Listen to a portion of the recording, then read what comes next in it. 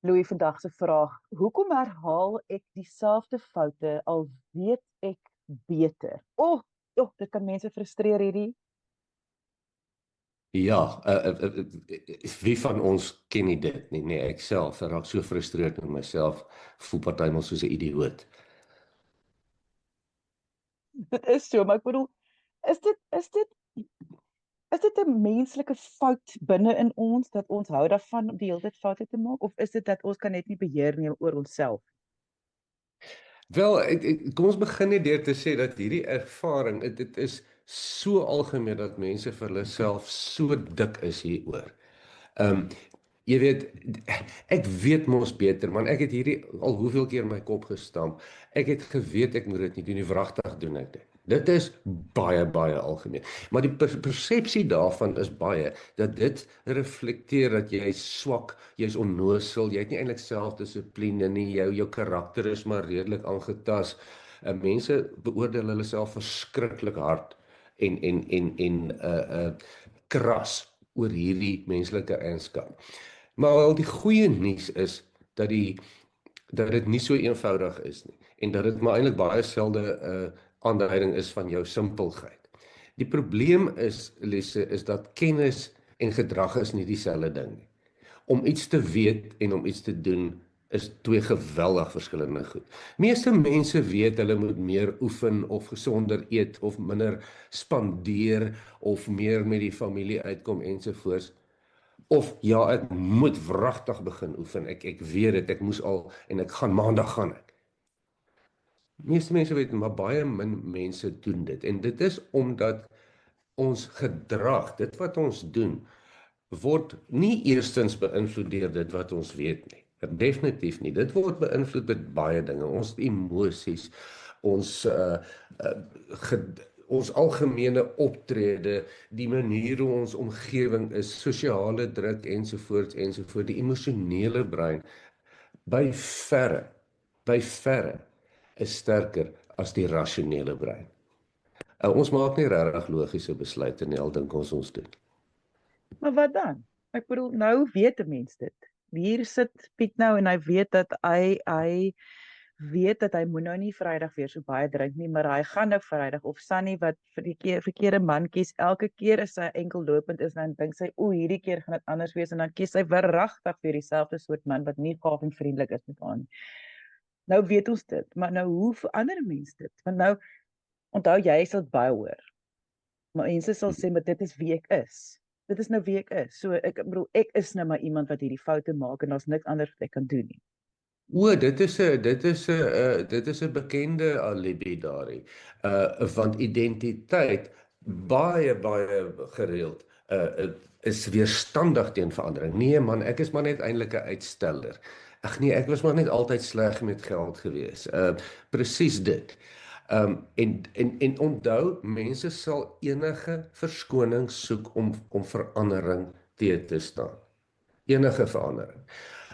So hoe die heel eerste voor mens kyk na die hoe, Lise, is baie belangrik om hierdie te besef. Mens moet 'n baie duidelike bewustheid hê dat jou besef dat jy iets anders wil doen, gaan nie noodwendig lei daarvoor nie. Jy moet bewus wees daarvan dat veiligheid en bekendheid is dieselfde ding vir jou brein. Jy gaan dit op elke manier probeer teëstaan.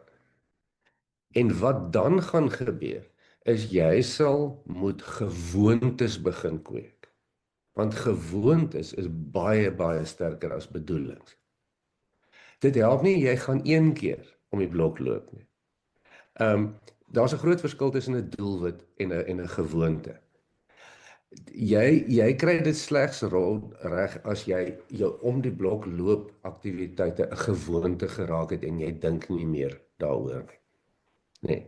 So hier is die ding, jy moet gewoontes kweek. En jy sal elke moontlike verskoning kry om daar uit te kom. Dit is so eenvoudig soos dit. So dis dink, doen, nie dink nie.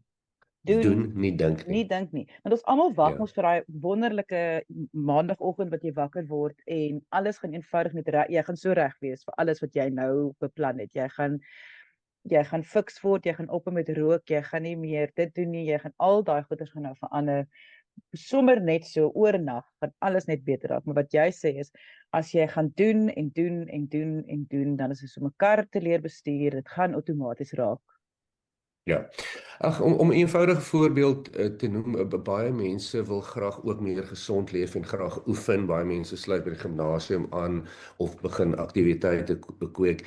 Die navorsing daaroor wys baie duidelik dat die meeste mense gaan vir 6 weke en dan tussen 6 en 8 weke val die meeste mense uit. Want jy begin dink jy is in die gewoonte, ag, en dan is dit net 'n koue oggend of jy het gou iets wat jy by die winkel moet kry en as jy weer sien dan is jy uit die gewoonte uit. So die belangrike ding van ons kom dus terug na wat jy sê, hoekom maak jy dieselfde fout oor en oor as mens? Want ons almal doen dit. Jy doen dit want dit is hoe ons gebou is, hoe ons geprogrammeer is. Ons is op elke moontlike manier geprogrammeer om veiligheid in ons bekende gedrag te soek. Ons sal dit nie verander deur bloot te besef dat ons dit moet verander nie.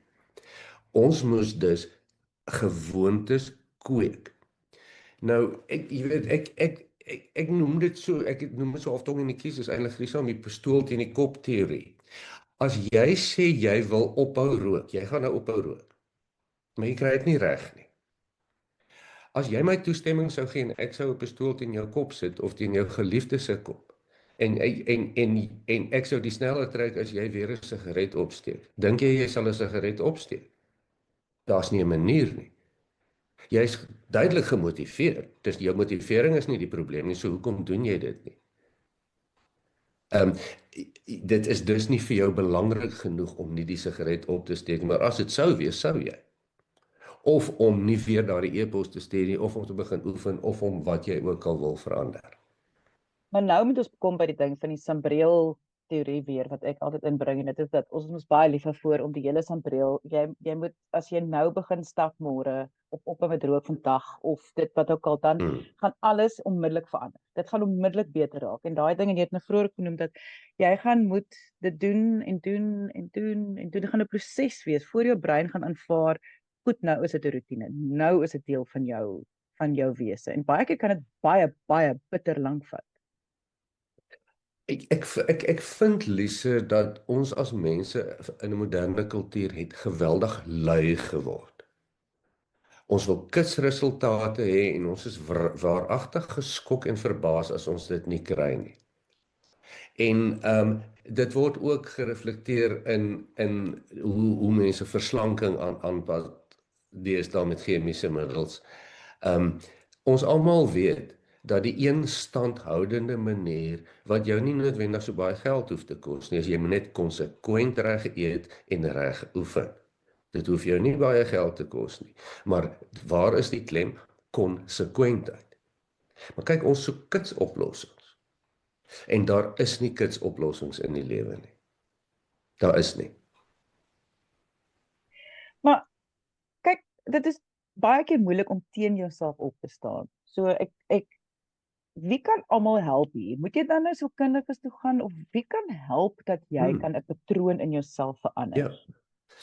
Kyk, dit hang tog baie af van wat se patroon ons hiervan praat en waarvan ons hier praat. As jy nou net so af en toe net bietjie meer om die blok wil stap. En jy kan dit nie regkry sonder om na 'n sielkundige of 'n mentor of iemand te gaan nie, wragtig, dan moet jy gaan self ondersoek doen want dit is nie so moeilik nie. Regtig? Maar daar is baie gedrag wat ons wil verander. Soos hier is die voorbeeld weer, soos om op te hou rook. Dit is nie so maklik nie. Of om konsekwent 'n dieet te volg vir jou gesondheid, want jy moet byvoorbeeld. Of om anders te begin optree met geliefdes of werknemers. Dit is nie maklik nie. En in 'n ideale wêreld het ons onbeperkte hulpbronne en kan sielkundiges en psigiaters en alle professionele mense inspan links en regs. In 'n realistiese wêreld wil ons graag doen wat ons kan.